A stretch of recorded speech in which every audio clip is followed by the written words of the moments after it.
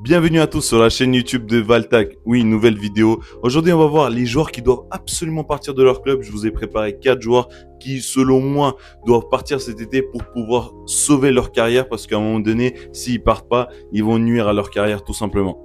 N'hésitez pas à me dire si vous êtes d'accord avec moi ou pas, quels sont peut-être d'autres joueurs qui doivent absolument partir. Dites-moi si vous êtes d'accord pour les destinations que je leur donne. Est-ce que vous êtes d'accord avec ça ou pas? Donc lâchez vos meilleurs commentaires sous la vidéo. Si vous aimez bien ce que je fais, lâchez un bon petit pouce bleu, abonnez-vous et faites partager la vidéo histoire de qu'on puisse créer une bonne petite communauté autour de ce sport magnifique qu'on aime tous. Sans plus attendre, on va attaquer le premier joueur qui doit absolument partir du club, c'est Rodrigo. Rodrigo du Real Madrid, pour moi, il est temps. Il est temps pour lui de changer de page, de finir avec ce chapitre de Real Madrid, tout simplement. Il s'est complètement éclipsé derrière Bellingham, Mbappé et Vinicius. Et je pense que pour lui, il sera jamais à la hauteur de ces trois-là au Real Madrid, sachant que déjà ils achètent un nouveau joueur, Maston Tuono. Je sais pas pourquoi ils l'achètent. Et bah, comme quoi, Rodrigo, il est poussé vers la sortie. Cette saison, il a réalisé 53 matchs, 14 buts et 11 passes décisives. Vous allez me dire que c'est pas mal du tout, mais je pense que Rodrigo, il est capable de faire beaucoup mieux dans un club qui compte sur lui vraiment. La plus grosse inquiétude que j'ai de Rodrigo au Real Madrid, c'est que en fait, il joue pas son poste. Comme vous pouvez voir, le meilleur poste de Rodrigo, c'est ailier gauche. Et au Real Madrid, on le met jamais ailier gauche. Déjà qu'on a un problème avec Vinicius et Mbappé et on sait pas qui va jouer à gauche. En plus, sachant que Rodrigo, il doit aussi jouer à gauche, et ben non, c'est pas possible. Du coup, on l'envoie au côté droit et le côté droit, il est beaucoup moins décisif qu'au côté gauche. Pareil, on remarque que cette saison-là, il a beaucoup moins joué que les saisons précédentes. Les saisons précédentes, on comptait vraiment sur lui. C'était le joueur titulaire indiscutable du Real Madrid de Ancelotti. C'était lui le premier qu'on mettait à côté de Vinicius en attaque et on allait jouer. Là, cette saison, il a beaucoup moins joué. Comme vous pouvez voir au niveau des minutes, il a même pas atteint les 2000 minutes qu'il a fait les 2 saisons dernières. Donc c'est alarmant, ça doit lui faire titre. Néanmoins, le truc de Rodrigo, c'est que même il joue moins, il est quand même décisif. Comme vous pouvez voir au niveau des expecting goals, il est quand même au-dessus. Il a marqué plus qu'il devait marquer et c'est pareil pour les passes décisives que ça continue depuis des saisons. Tout ça pour dire que Rodrigo, on veut le retrouver, le Rodrigo de Manchester City. Rappelez-vous quand il marquait contre Manchester City en 2000 de finale de Ligue des Champions, il ramenait Real en finale de Ligue des Champions. C'est ce Rodrigo qu'on veut retrouver. C'est pas possible qu'on puisse voir Rodrigo triste au Real Madrid alors que c'est un joueur exceptionnel qui peut être une star dans un club. Rodrigo, il est encore jeune, il a 24 ans, il est toujours coté sur Transfermarkt 90 millions. Écoute, c'est pour ça que Real, ne peut pas se séparer facilement de lui et qu'il n'y a pas assez de clubs qui peuvent miser sur lui. Mais je pense que si on donne 100 millions d'euros, on va pas regretter parce que Rodrigo, c'est un joueur exceptionnel, vraiment technique. Il sait marquer des buts.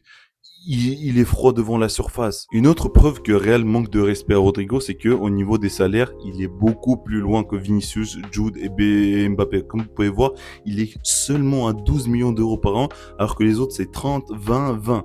C'est un manque de respect pour Rodrigo alors qu'il fait partie des meilleurs joueurs du Real Madrid. Pour finir, Rodrigo est intéressé par les nombreux clubs du monde. Liverpool, Chelsea, PSG, Manchester City. Vous pensez c'est quel club qui lui correspond le mieux où il pourra s'épanouir davantage, où il pourra jouer le joueur clé et peut-être même devenir meilleur joueur de l'équipe. Pour moi, je pense que le meilleur club où il pourra vraiment s'épanouir, ça sera Manchester City. Sous Guardiola, il peut vraiment se transformer et devenir un des meilleurs joueurs de l'APL. Je pense qu'il a un jeu extraordinaire, il est bon techniquement, il est lucide devant la cage et que Guardiola, il peut le transformer en un des meilleurs joueurs du monde. Et sachant que comme ailier, ils ont que 2 coups, je pense que c'est le meilleur fit possible. Et vous pensez quoi du coup? Le deuxième joueur qu'on va voir, c'est Gavi, tout simplement le pauvre petit Gavi de Barcelone.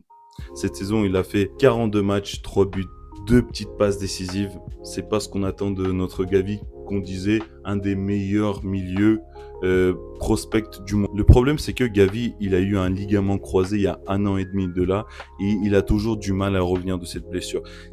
Flick l'a toujours pas mis dans des conditions où il peut revenir pleinement parce qu'en fait il joue que des bouts de match. Je sais pas si c'est par peur de se blesser ou c'est parce il est vraiment pas en état de forme pour jouer, mais en tout cas Gavi il a besoin de temps de jeu, je pense, pour retrouver son niveau qu'il avait avant. Et le plus gros problème de Gavi, c'est que je pense qu'il ne correspond pas totalement au style de jeu de Barça. Lui, c'est plus dans la bagarre, il est là à montrer son coup de physique, il est moins dans la technicité, dans la finesse comme Pedri, vous voyez. Cette saison, Gavi, c'est à peine 1400 minutes et dites-vous, il fait partie des joueurs les moins utilisés du Barça cette saison. Donc je pense pour lui, c'est vraiment important de partir, de se relancer, de redevenir ce milieu de terrain prospect sur qui on veut compter dans l'avenir. Il coûte toujours 60 millions d'euros, il est toujours aussi jeune, il a que 20 ans. 20 ans, Gavi, il a déjà eu le ligament croisé, donc il sait déjà comment c'est de passer une blessure très grave, mais je pense qu'il doit aller se relancer ailleurs, pas au Barça. Je pense qu'ils n'ont pas les moyens de le relancer. En plus, même financièrement parlant pour le Barça, je pense que 60 millions d'euros, si tu arrives à vendre Gavi, c'est un très bon chèque pour un remplaçant qui ne joue presque jamais. Et sachant qu'il gagne 10 millions d'euros par an, je pense que pour Barça aussi, c'est un bon deal. Pour moi, le meilleur club qui peut accueillir Gavi tout simplement est Manchester United. Manchester United, ils sont dans une phase où ils savent pas quoi faire. Ils ont un nouveau coach, ils ont un nouveau système, ils ont besoin des joueurs qui sont capables de remobiliser tout le monde. Et Gavi, c'est un des joueurs bagarreur, qui va jouer en première ligue, qui va pas avoir peur, qui va gagner à arracher les ballons, donner-les à Bruno Fernandes, et après, lui, il va créer des choses. Je pense que pour Amorim, tu as besoin d'un joueur qui a déjà gagné en plus. Gavi, il a cette expérience de vainqueur avec Barça. Ce n'est pas rien, même avec l'Espagne aussi. Donc, il a besoin des joueurs qui ont le goût de la gagne, et Gavi fait partie de ces joueurs-là. Donc, je pense que pour Gavi, le meilleur club possible, ça reste Manchester United. Et vous, du coup, vous pensez la meilleure destination pour Gavi, ça sera quoi? Le troisième joueur qu'on va voir, c'est Cristian Romero, l'Argentin de Tottenham, qui a connu la pire saison de sa carrière. Cette saison, il a réalisé que 26 petits matchs où il a marqué un but et a fait 2 passes décisives. Oui, même si pour Tottenham, ils ont fait une grande saison en termes de Europe, parce qu'ils ont gagné leur premier trophée, mais en Premier League, c'était une catastrophe, et tout ça, c'est lié à Romero qui a raté beaucoup de matchs. Donc c'est pour ça que Tottenham ne pouvait pas aller jouer la Champions League en Premier League, et ils ont fini carrément 17e, dites-vous. Romero, il a raté plus de la moitié des matchs de Tottenham, et c'est vraiment inquiétant. Pourquoi je vous dis qu'il doit changer de club? Pour moi, Romero fait partie un des meilleurs défenseurs du monde. Le seul bémol, c'est qu'il a beaucoup de blessures en ce moment. C'est pas un joueur qui peut te faire une saison vraiment très pleine. Ça reste un champion du monde avec l'Argentine, en plus titulaire, indiscutable en Argentine. C'est un vainqueur de la Copa. Donc, il a ce goût de la gagne, pareil que Gavi. En fait, il gagne des titres, il ramène des titres. Donc, c'est un vainqueur. En plus, lui, il a la grinta argentine. Il peut ramener ça dans n'importe quel club. Romero reste toujours jeune, il a que 27 ans, donc il a encore minimum 5-6 ans de carrière devant lui. Et je pense que c'est le moment de lui de faire un step-up et de partir de Tottenham. Parce que Tottenham, ça reste quand même un tremplin aujourd'hui pour des joueurs qui peuvent aller chercher beaucoup plus haut. Et Romero, je pense qu'il a le niveau d'aller chercher plus haut. Il faut qu'il soit ambitieux d'aller chercher plus haut. Il coûte 50 millions d'euros sur Transfermarkt. Je pense qu'il y a beaucoup de clubs qui peuvent miser sur lui parce que c'est un défenseur, et aujourd'hui les défenseurs c'est rare, des bons défenseurs sur le marché c'est très très rare. Donc les clubs qui pourront miser sur lui, je pense pas qu'ils vont se tromper. Moi je pense, et c'est la meilleure chose possible, j'ai vu que Bayern était intéressé à former un duo Jonathan Tah et Cristian Romero comme charnière centrale, et je pense que c'est une très bonne chose pour Cristian Romero parce que Bayern, ils ont la capacité de guérir des joueurs qui sont souvent blessés. Rappelez-vous, avec Robben, il est arrivé, il était tout le temps blessé. Il est venu au Bayern, il était plus blessé autant qu'avant. Pareil pour Cristian Romero, je pense qu'il a cette tendance de se blesser souvent. Et au Bayern, quand il va venir, il va plus avoir cette tendance. Il va jouer beaucoup plus de matchs, en plus Bundesliga, plus facile que la Première Ligue.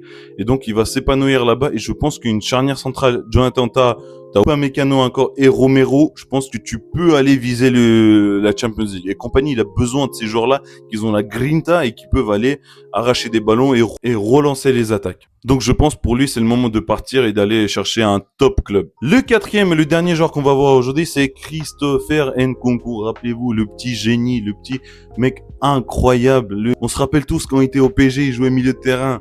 Et après, il est passé à Leipzig. Maintenant, il est à Chelsea. Mais à Chelsea, malheureusement, ça se passe pas du tout bien. Saison dernière, marquée par des blessures, ok, pas de souci. Cette saison-là, marquée par le fait qu'il est toujours remplaçant. Et ça, c'est pas normal. Cette saison, Nkunku, c'est 44 matchs, 14 buts, 5 passes décisives. C'est plutôt pas mal, on va dire. Mais c'est pas du calibre de Nkunku qui nous a montré les saisons précédentes, quand il était en Allemagne. Pour Maresca, tout simplement, Nkunku, c'est devenu vraiment un joueur de coupe. Comme Marc Guiou, Tosin Adebayo, c'est devenu Conference League. Eh ben, vas-y, Nkunku peut jouer. Coupe d'Angleterre, oui, vas-y, on va faire tourner, on va faire jouer Nkunku. C'est quand même chaud que même en attaque contre Nicolas Jackson, il n'arrivait pas à être titulaire.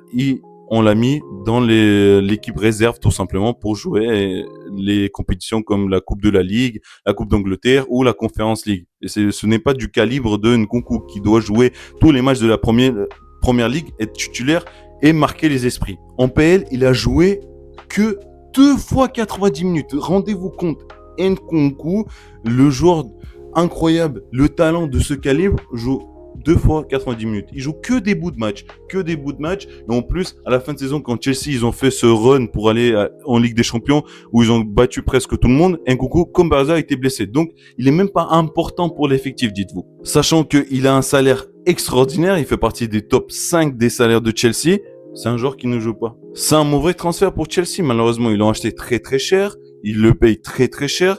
Mais il n'y a pas de rendement ni du côté de Nkunku, ni du côté de Chelsea parce qu'ils le mettent pas dans les meilleures conditions pour qu'il puisse briller. Malheureusement, c'est un meilleur poste. Je pense que c'est numéro 10 et c'est là où joue Cole Palmer.